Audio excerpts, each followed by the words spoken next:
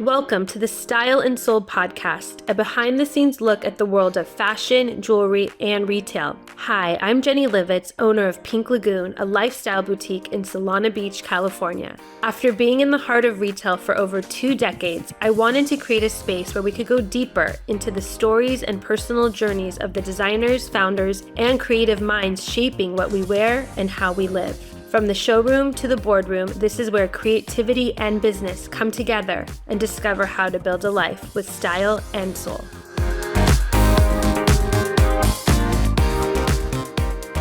So nice to meet you. I'm so glad to have you on the podcast, and I'm excited to learn more about you and also have our audience learn more about you. So yes, thank you so much. Thank you. Maybe start by just telling us how you got into jewelry and how your design career started. I say it was a happy accident. When I moved to US, it's been now 34 years I'm here. As you know, I used to make shoes back in Brazil. So Right. the idea to move to the US was to continue my career in shoes. Besides being a designer, I was a pattern maker as well. I had a lot of knowledge of the whole process. And I manufacture in Brazil too. So I thought I would be good, work for somebody else because I knew very well the industry. But even though I knew US don't manufacture shoes as much as Europe does or China, Brazil is a big manufacturer these days too. I came, New York was something that it was the first time I came to New York. I'd never been in New York before, but I had this thing, I have to go to New York and I have to try out to see what's gonna happen. And I was looking for a job in the leather industry, and the closest I got was a very big manufacturer. They used to make belts, and so it was my first job in New York. Actually, my second. The first one I was sewing t-shirts. I'm very crafty, I can do whatever with my hands. I learn quickly. So when I found this manufacturer, I went for an interview, they hired me up, and I started work with them, and they were working with big names, even Saint Laurent, Calvin Klein, Chanel.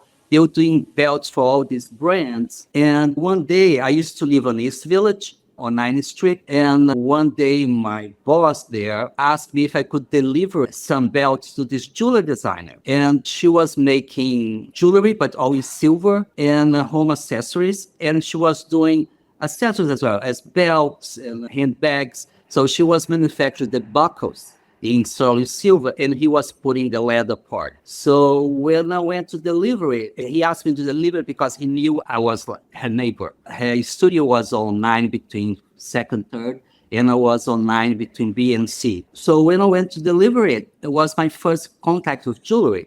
So she has a very tiny studio on that block, tiny, like maybe 200 square feet, and it was like 4 people inside. She was developed back then the home accessories line of the brand. And we had a little talk. I barely spoke English back then. And she asked me if I could help her out doing the home accessories. The home accessory was made out of pewter and out of pine wood. I said, I never done this, but I think I can do it. So she gave me some samples for me to do it. I had to spray paint the process of we spray paint, and I didn't have a place to do, so I was doing my rooftop. The roof was already black, at least the paint was black. So nobody, New York, basically all US, we have the open rooftop, right? Mine was not very livable, but we had access to it. So I was spray painting there, doing the work and dealing with the wind. The wind was taking half of my paint away. And I went to deliver the samples, and she liked very much, and she invited me to work for her, if I want to work for her. So I told my ex-boss that I was leaving to work for Merrill. And he got very mad because he said she stole me from his company. Yes. And he called her up, and she said she didn't invite me to work for her. And I said, whatever you want to believe, I am going to work for her. I still remember, I was making $158 a week, 8 hours a day.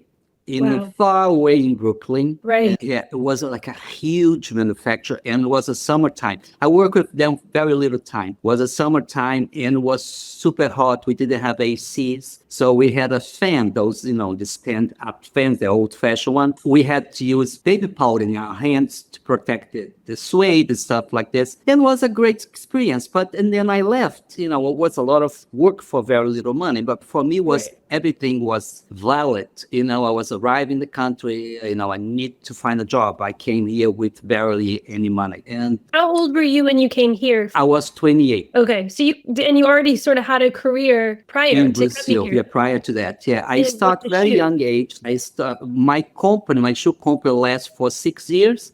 So I started when I was 22, Okay. and I decided to close down because we had a very bad president back then. These days, we have a much better there than here. Right. I left the country. I closed down my business. I had a partner with me, was more like a financial part of the business, and he didn't want to take over. He thought he would be lost if I was not around. So we decided to close down the business, and I came here. But going back there, I left the job there. I started working with her, and it was my first contact with jewelry making. Right. And she was in the process of moving to a new location, much larger space. So until she moved, I was working my rooftop. So I spent maybe 2-3 months working my rooftop and bringing things over. And when I started working for her, I started watching people making jewelry. And that was there. It was a sparkle right there. I thought it was much more interesting than what I was making it. And I thought I could do that too. I'm a self-taught. So Right. back then I bought, we had VCRs and books, and that's the way I learned. And I bought a small bench and put inside my bedroom. So I was working for her from 9 to 5. And after 5, I was going home and just fooling around in my bench. Yeah. So you're a self-taught jeweler. You learned on your own. Yes, I did. That's incredible. That's so Yeah. incredible. So when did you start, the Moritz Glik brand? Like, when did that transition happen from like working with her to like having that courage and that confidence to like launch your own brand? And have money to do it. All of the above, right? All of the above, yes. I worked for her for 3 years and a little bit, and she became my sponsor in this country, actually. It was the only way I could stay. So she signed up my papers, and it was super lovely. But after I quit, she could not continue the sponsorship. So I was again a tourist in the country. So I had to figure out a way to get my papers. I was already doing my own thing at home. That's why my intention to continue work with making jewelry. I did a little bit jewelry for her, but she didn't like the girls to let me sit on the bench. We have extra benches there. And because she thought I didn't know how to do, I was learning, of course, but the girls are like, it's good. Let him do it. It's good. So after I quit, I made my first collection in sterling silver, and it was directly to the gay community. I used the triangle shape, which is a sign, a gay sign. Right. And I developed the whole thing, necklace, bracelets, rings, earrings, and simultaneously I was making belts. I didn't close my door with the people there, the belt manufacturer. He was not happy with me, but I tried to continue getting to know him better. And I was jumping to another job I didn't know would work or not. So I decided to do belt buckles as well. But I was doing in brass, and I was using the bottle of the beer bottles. I was cutting the bottle, and I was doing a lot of sandblasting. I was making patterns and sandblasting. I felt this could be the beginning of my shakers because I was putting pictures behind the glass. Yeah. And I still have You're foreshadowing what you were about to do. Yes. And, on my own, I just made few samples and I walked back then. Christopher Street had a lot of boutiques, like a gay boutiques. These days, Christopher Street is so kind of dead. I just walk into the stores and present myself and show my pieces. And they love it. They bought it. Amazing. So back then it wasn't your shaker pieces. It was just your belt and your other accessory that you were working on. Yeah, just silver. The shake was still not part of my process yet. And then that I continued doing it, but was not enough to make my living. So I had to find another job as well. And I started doing contract work for different designers, working from home. Back then, actually, I had a little studio I was sharing studio with 2 more people in the basement on East Village. We have no windows, nothing. And one of the guys we were sharing with, he was the leather guy. So it was very difficult to work together because of the smell of the glue, the leather, and we didn't have ventilation. So and you were living and sleeping and working all in the same place. No, there was a workspace that Okay. I was sharing with 3 more people. I was the fourth, but I was living in East Village. I spent a lot of years in East Village. I still love there. I don't live in East Village anymore. I live in Chelsea these days, but most of the things I was doing was right there. And so I had to move out because it was giving me a lot of headache, even though I worked with leather before. I knew the smell, but we didn't have ventilation. It was really toxic. I moved out. I set up again in my house. I brought the bench back and I started doing the contract work from people. I worked for different designers for 10, 12, 13 years. Wow. And for a long time, and savings, make my saving to start something. I didn't know exactly why I was saving the money for, but definitely was to invest in myself. And when I felt at least I had money enough to start something, to play with gold. Gold these days is prohibited. The prices every single day. I don't know where we're going to do a couture. Seriously, I don't know. We try to, keep the prices, we don't want to change price constantly, Right. but we reach a point that we cannot absorb anymore. For sure. Yeah, and it's very complicated because we cannot just change the price here. We have to let everybody to know, the stores, we have the suggested retail price, which is the same for everyone. So if we increase, we have to let people know we're increasing. And so it's a lot of work to do that. And so I started doing my things in gold, but was still not a shaker yet. It was very dainty, my work, very delicate, very feminine. But it was very tough to get in the market,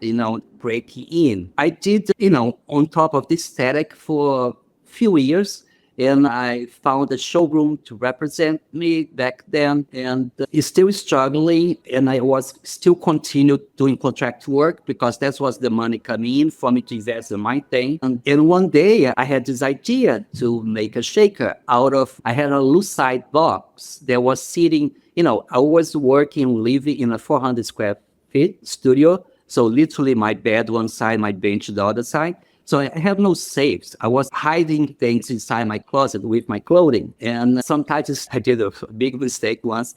I put inside the oven, sometimes I get paranoid, and I forgot things were there. And I turned the oven on.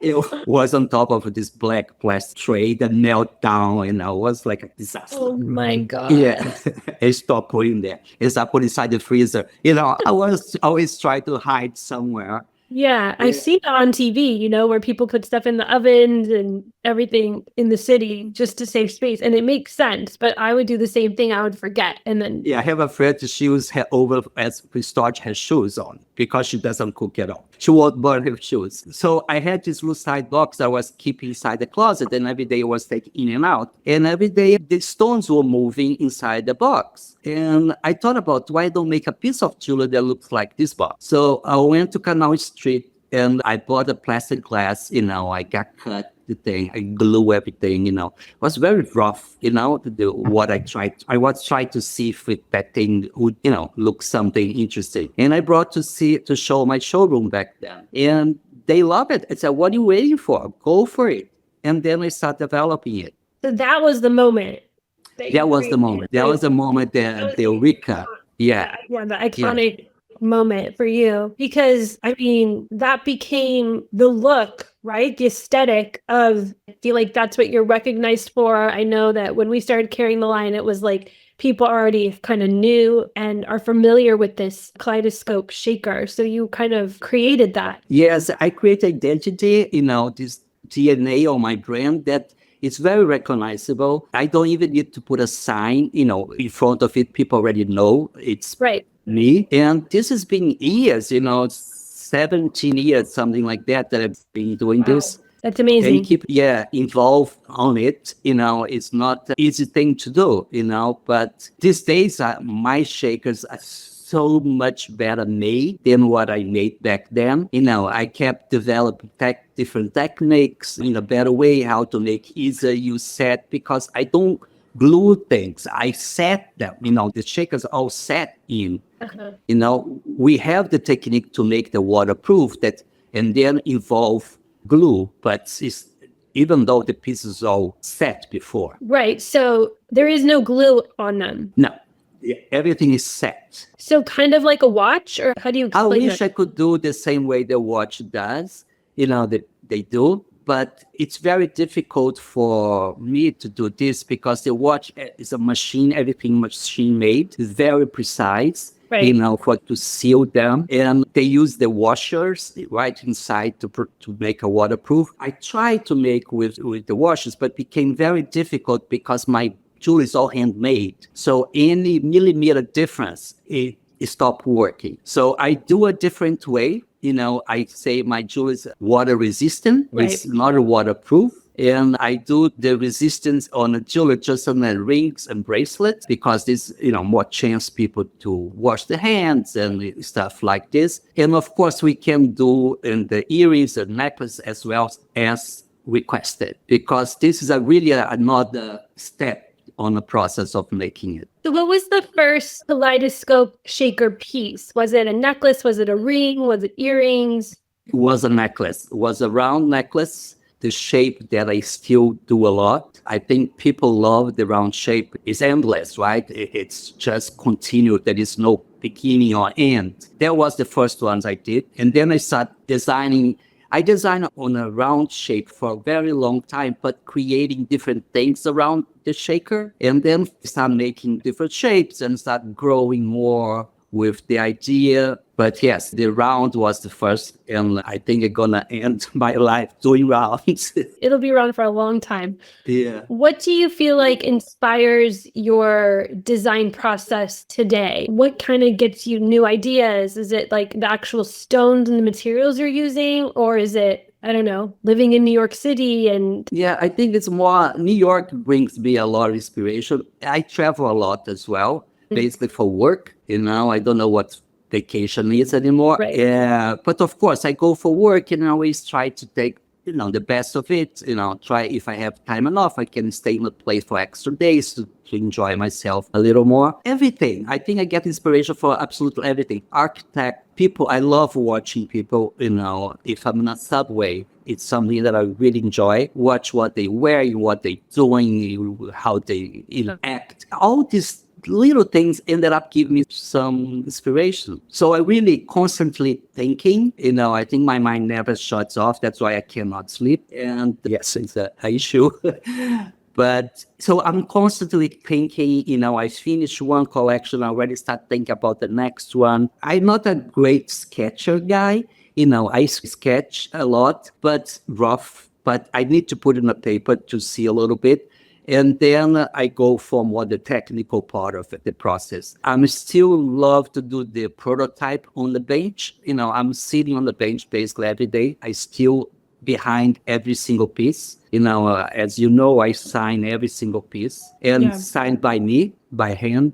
So, I don't do everything, of course, anymore, but every single piece somehow ends up in my hand before leaves my studio. wow, that's so cool. I mean, that's very rare too, but it's like that at this point. I know, because a lot of designers out there, there's a lot of great designers out there, but a lot of them don't have no idea how to make jewelry. What I say a lot, where the paper accepts everything, but when you try to making things, and then you're going to understand that sketch wouldn't work. It's two different ways, making and designing. It's when you combine both that I feel like I do, because I have all the knowledge of making it. It's much easier for me to develop new pieces because I understand the whole process too.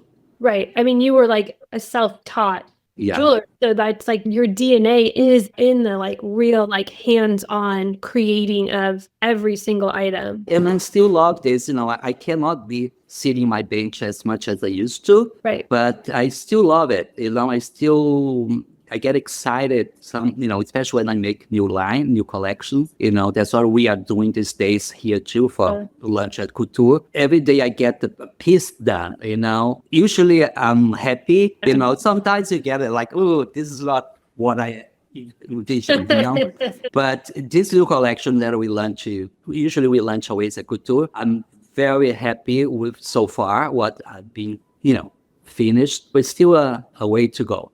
Looking to refresh your wardrobe with pieces that feel as good as they look? Come visit us at Pink Lagoon, a lifestyle boutique in Solana Beach, California, where fashion meets intention. From curated clothing and jewelry to elevated essentials, we help you find your unique style with soul. Not local? No problem. Shop anytime at pinklagoon.com. That's www.pinklagoon.com. Come and discover your new favorite look today. What do you think makes your jewelry really stand out amongst like all the jewelry designers, at Couture and everywhere else that, what is it? Is it the movement? Is it the, the fact that you're making it all yourself and having an eye on it? What do you think is sort of like your secret? I think you can count all of them, and I feel the movement, something not just on a shaker's move, but I always try to make things to move if I can, everything. And I have a very mechanic mind. So I love developing mechanisms and clasps and stuff like this. And always has a movement behind. So I think that's what brings people in and continue bringing people in. And I feel my jewelry brings happiness. It's a fun piece. So people sometimes people get mesmerized by the shaking, just to watch the stones move and end up creating a lot of followers. I have a lot of collectors these days, Another day somebody said to me, oh, we buy one shaker, don't want another one. I said, it's not true. I'm a living proof of it. I have a lot of people that have a lot of pieces from me, and they all have shakes involved. Yeah, that's another question I had. Like, do you have any kind of like memorable moment with like any specific clients like that have had a reaction to your pieces? Actually, I had very cool experience recently, less than a month ago. I have this dear friend of mine. She's obsessed with jewelry generally, and she loves my jewelry, and she's been collecting them for a few years now. And she ordered for me these rings that, in my opinion, her opinion was the same. We need two together, the same to stack to look more striking, to make the ring to work best. And she ended up buying two. Of course, I mentioned to her, I think you should get, try another one on. And she fell in love with two together. But we did one in both. One is all yellow gold and diamonds. One is a half yellow gold, half white gold, and with the emerald shakers. So the way depends which one put in the front, we're going to see different ways. And I finished this recently, so I brought to her, we had a drink another day in the neighborhood bar. And she said, please bring me the rings. I don't know her very well for a long time, but I never seen that face she made in that moment. I look at her and said, Fabi, you look like a kid. Her face bright up. She smiled the way she goes, you made my entire month. Wow. Yeah. So this is so nice when you see things like this. Yeah. It like has an effect on people, especially like you said, with your movement, and that's something that you get to almost play with, enjoy, look at. I say, don't drive and shake. That's so good. I love that. How would you describe your personal style, and how has that influenced your work? I'm a more minimalist, and I easygoing, I don't like to dress up so much. I barely have a suit in my closet. More casual, easy. Very casual. Yeah, I'm very casual. I'm not very trendsetter. Okay, when I see things, I like things. I do it, I feel like recently I changed a little bit my style, and I think it has to do with my travel in Asia, the seeing, what's screaming in my face, the aesthetic of they have. It's very different from New York, I feel like. Right. And I kind of fell in love with it, so I started to switch a little bit. So my closet these days is a little more up to date for me, but it's always casual, minimalist. I make jewelry, I don't wear too many pieces, During shows, during events, I wear more, but day by day, I don't. I like the rings more than anything else. But I always have to take them off when I'm working. And I ended up leaving them behind. I always forget to put them back on my hand. So I realized I was out and I forgot my jewelry behind. So it's not something that some people say they cannot leave the house without the jewelry on. It's not my case, unfortunately, maybe. From like a business standpoint, has there been any like pivotal moments for you and your brand, or like any moments where you're like, I can't believe we got through that, like a really hard, time that you recall? Yeah, I think besides to leave one career and start another one in a different country, these are very strong for me.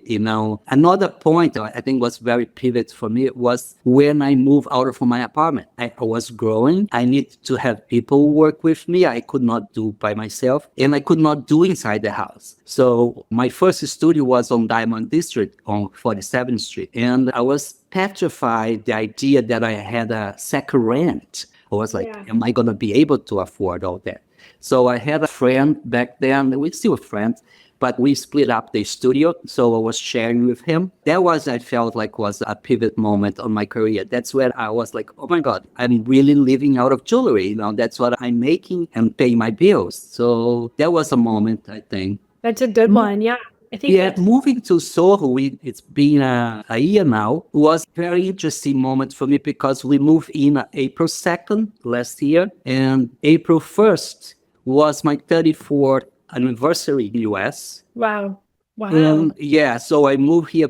Basically was like a gift that was given to myself. We are in Soho now, and it's a beautiful space. I'm developing a little more retail as well here. It's a showroom, office, and a manufacturer all combined in one space. When like buyers come or yes, clients we have come, market week. We have the wholesale people come in, and we're doing the retail. These days it's still by appointment only. Right. But people love to come here. The experience that they have, they not expect meeting me all the time. I'm not here all the time, all the meetings, but if I'm in town, if I'll be here. So that's one of the reasons we moved to Soho too. And another thing was I moved to Soho. I'm on Broadway between House and Prince. And one of my first jobs was on Mott Street. So like a couple of blocks away from me. And when I look back and see this, it's like incredible, For sure. The growth. Yeah.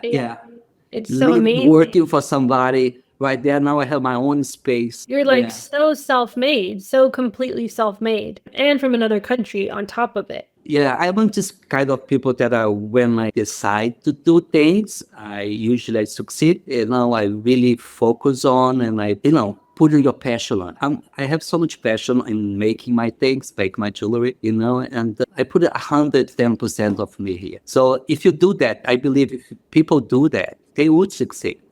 I'm not a lazy person. I'm a very hard worker, and a lot of facts make you succeed, I guess. And that was exactly kind of my next question for you was, what advice do you have for entrepreneurs or emerging jewelry designers like that are trying to find their own voice?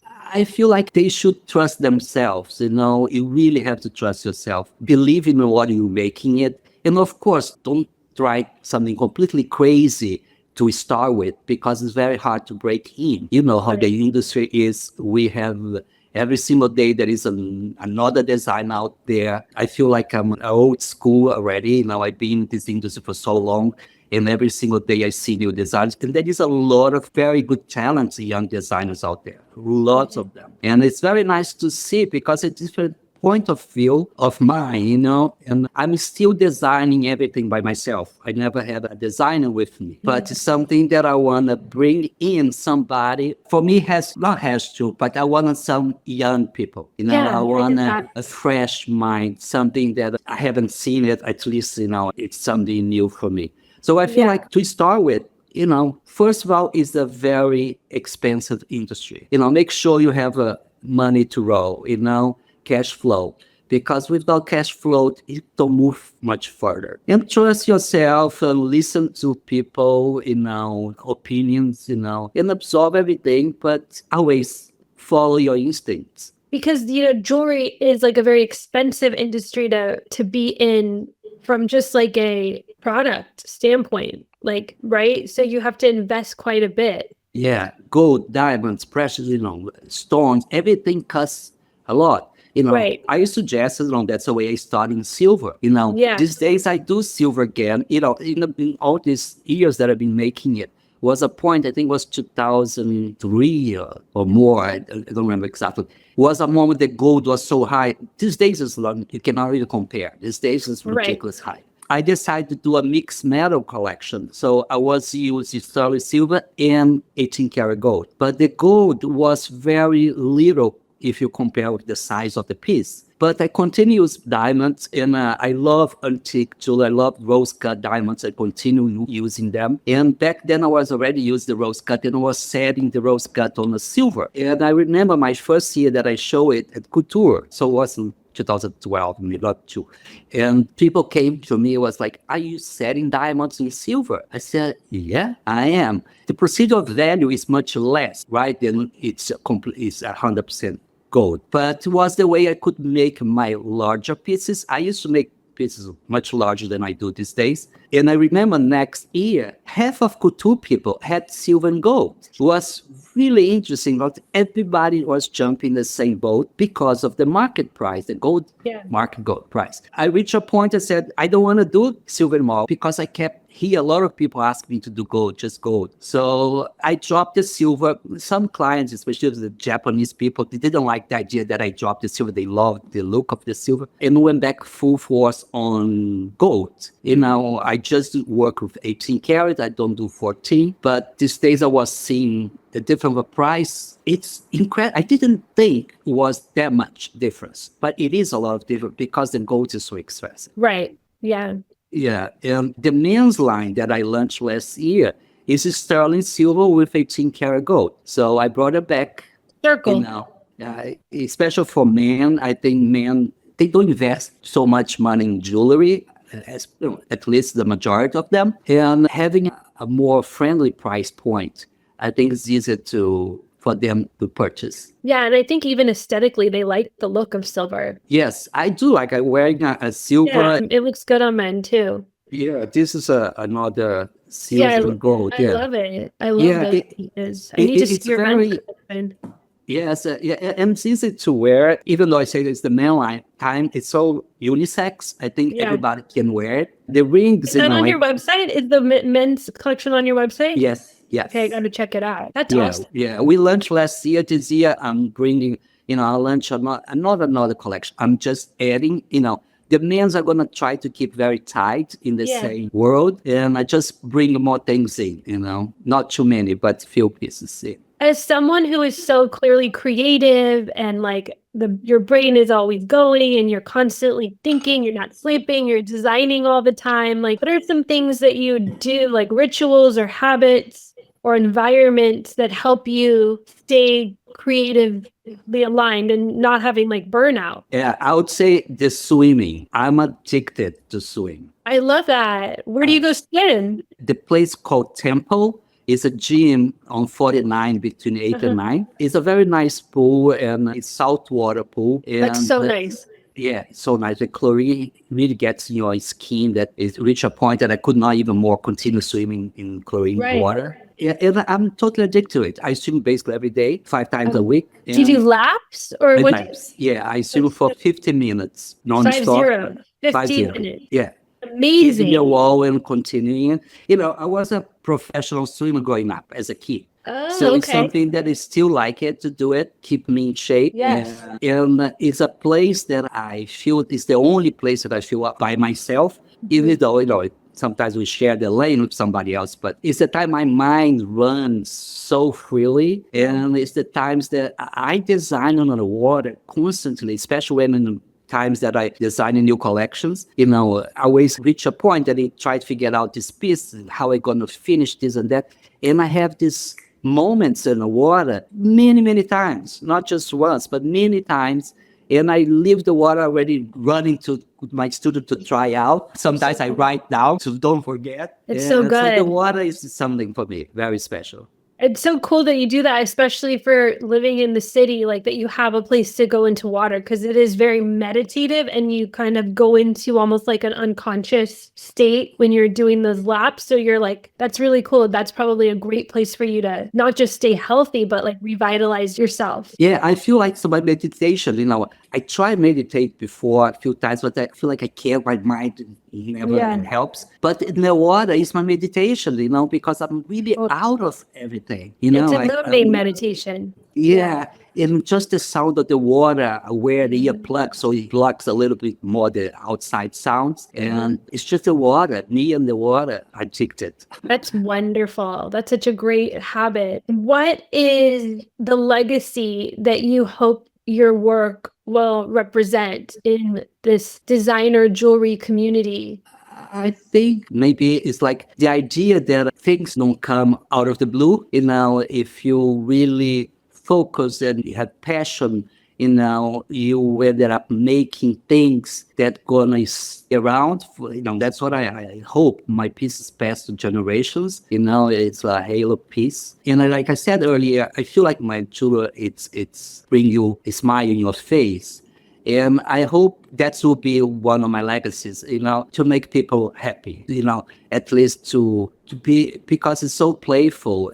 But I think all my journey, I think I want people to know that I didn't born this way, things didn't happen for me. I work every single day. I'm doing everything I used to do, but I think that's what I want people to remember me by, that I work for it. This wasn't like an overnight success. You've been working on it for a very long time and you're still working on it. Yeah. And it's hard. It's not easy to keep up, because it's hard work. Yes, you have to keep up with everything out there. I think your jewelry is also like art. So there's like this very artistic quality. So you're wearing like a piece of art also. Yes. So, it's not just fashion jewelry. There's like, there's so many fashion jewelry lines. It is fashionable, but there's also like this artistic quality to it. And that's what's kind of fun with it, is it's like this little piece of art that you're wearing with you. And like you said, that's playful and confetti. And like it brings out these like childlike emotions, because we're, it's like looking into a kaleidoscope, or like, what are these like hidden treasures in this like special little, it's very like, like the pirates go and find all the jewels hidden. It like has that kind of element to it, which feels like it's like a treasure hunt, and you have this little treasure that you get to wear. I think I'm an artist, to start the point, because I'm from shoes to jewelry, and always it's in the middle of creating something. Your whole career, you've been hands-on creating, very hands-on. Yeah, especially when pieces like I have a bunch of them that just one of a kind, stuff like this. It's a piece of art. It is, it's so much time involved, so much passion involved, craftsmanship. It's something that you have to, cheer, it for a while. What is next for your brand? Like, is there anything exciting on the horizon? I know you're going to couture and you have a new collection. So it's a big focus of mine during this year now to get this, we are not ground floor, we're not sixth floor. And so I say how we can make people get in the elevator. So that's one of my goals this year. Yeah, I mean, when you're like, it's creating a destination. Yes, it's a destination. Definitely has to be a destination place. It's not a traffic. No, it's not like come in. Oh, I saw you on the street even. Yeah. Last week I had a couple here that came. They were visiting from London, and she said that one of the main reasons she came to New York was to see me. I was like so thrilled with her. Yeah, I was like, seriously? I have jewelry in London. No, I want to come to your studio. That's so awesome. Yeah, it was super cool. People really likes the experience. I think you probably had the same thing on your store.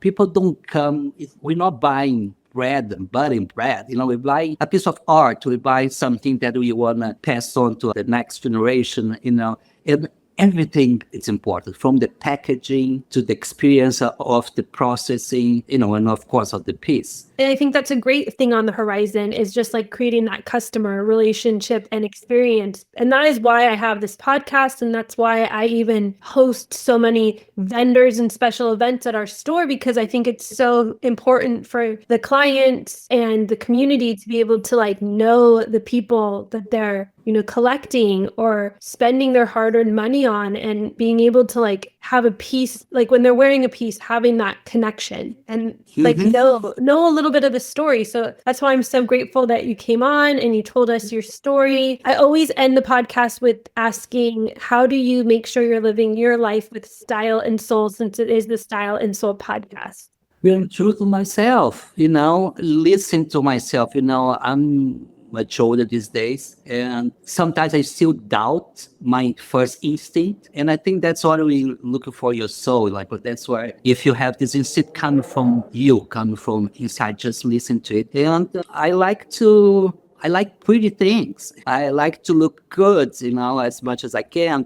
And I think it's all coming together with your soul. It has to be one unit, it's just not the appearances, but has to be inside of you too. Yes, like from the inside out, beauty from the inside out. Yes. It's a lovely answer. And Moritz, I loved getting to know you and talking to you. You have an amazing story. Oh, thanks. It's so fun. You make me feel very comfortable here. And I'm not a big, I like the backstage more than the front. I know, but you did so well on the podcast and you spoke so well. And I've talked to a lot of jewelry designers over the years, and I'm always most like impressed with the ones that are so hands-on, because it's more challenging to put yourself out there when you're the one who's used to being, the bench worker in the back. Sounds like that's your challenge this year. That's your it is. growth. Yeah, my growth. That's I will never go. The hand's gonna be on every single thing. The whole space. I designed the space. I decorated the space. I'm doing. I wanted people to come in. You should come here next time in New York. I will. To feel the whole brand thing. It's not just the jewelry, but it's the aesthetics, everything that I'm trying to bring out there. Yeah. I feel like, that is something that I'm so passionate about as just a retailer and creative myself, is there's nothing quite like the brand experience, and when you get to a point with creating a brand that you can't, like what you're doing, like now you're going into lifestyle. So like, when you can really weave all those things together. And that's what I think as like jewelry designers and, retailers, buyers, like that's what we're teaching all of the people that follow us and look to us for guidance, what to do. We're teaching them how to build these authentic lifestyles that are representation of who they are, from the inside out, from the way they take care of themselves, health-wise, to the travel and fun and relationships, like all of it's connected, Definitely. Yeah. So we're speaking the same language, you and I. That's great. Well, thank you so much, Marie. Thank you. We'll be in touch. I'm going to go check out your men's line right now online. Go for it. Thank you so much for this opportunity. Thanks for joining me on the Style and Soul podcast. I hope today's conversation left you inspired to look deeper, not just at the brands you love, but the stories and the people behind them. If you enjoyed this episode, be sure to like, subscribe, and leave a review. This podcast is produced by Oleg Livits and edited by David Strutt. Until next time, stay curious, stay inspired, and keep building your life with style and soul.